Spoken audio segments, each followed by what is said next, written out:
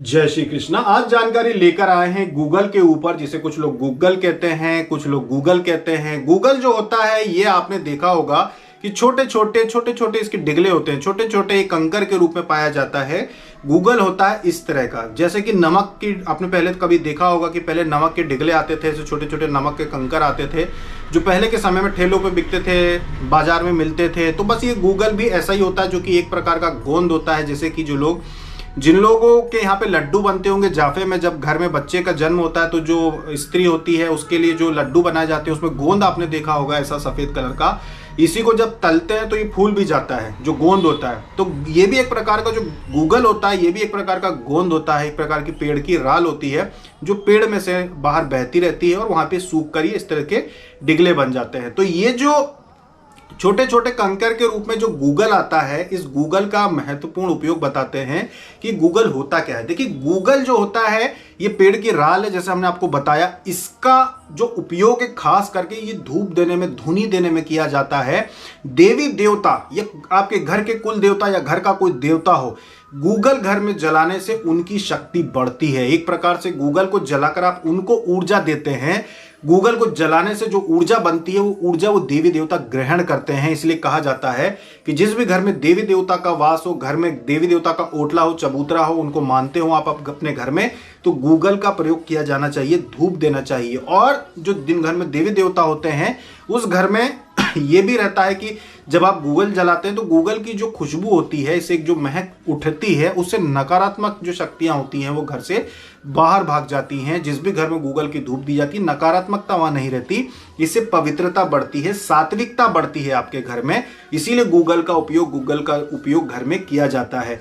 इसके लिए बहुत सारे प्रयोग गूगल के बताए जाते हैं। जैसे कि मान लीजिए कि आपका घर का कोई व्यक्ति है, कहीं दूर चला गया हो, और अगर आप उसका नाम लेके घर में गूगल जलाते हैं तो उस व्यक्ति को घर की याद आ जाती है।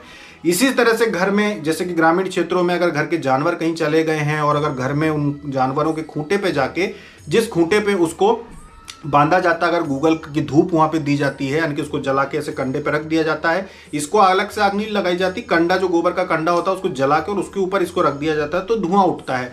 उसी धुएं को अगर ले जाके उस जानवर के खूंटे के पास पे धुआं दिया जाता है, उसकी गौशाला में जहाँ पे उसको बांधा जाता है, तो उसे भी घर की याद आ जाती है और वो घर लौट के आ जाता है। ऐसे बहुत सारे छोटे छोटे प्रयोग जो होते हैं गूगल के किए जाते हैं। इसीलिए जिन घर में देवी देवताओं का वास हो, जिस घर में देवी देवताओं का स्थान हो, पूजा जाता हो, चौकी लगती हो, उन लोगों को अपने घर में गूगल का जो धूप होती है, धुआं होता है, उसको देना चाहिए।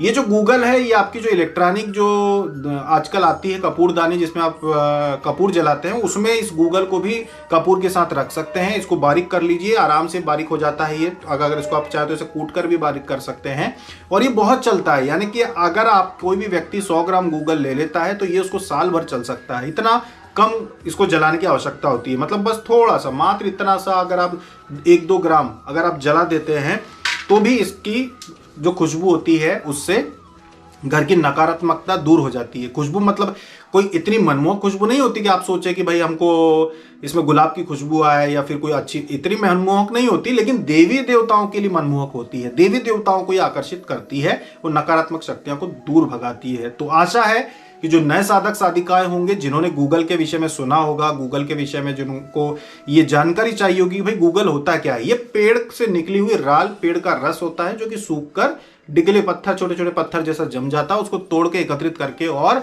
बाजार में लाया जाता है। इसी गूगल का प्रयोग जो होता है धूप बनाने में भी होता है। धूप में भी इसको मिलाया जाता है।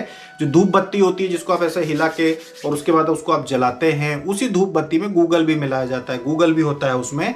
तो जो धूप बत्ती होती है उसका उपयोग तो हम पहले भी आपको बता चुके हैं कि किस तरह से करना है। धूप बत्ती को हाथ में लें, उसको ऐसे ऐसे थोड़ा पहले मिला लें, उसके बाद लंबा करके और फिर उसको जलाना चाहिए। जो भी साधक धूप लेते हैं, या चाहें तो एक बूंद घी हाथ में लगा लें, फिर उस धूप को हाथ में ऐसे गोल गोल घुमा के आप लगाएं तो उसमें घी बाहर से भी लग जाएगा, अंदर तो रहता है, बाहर से भी लग जाएगा, जिससे कि वो अच्छी तरीके से जलती है।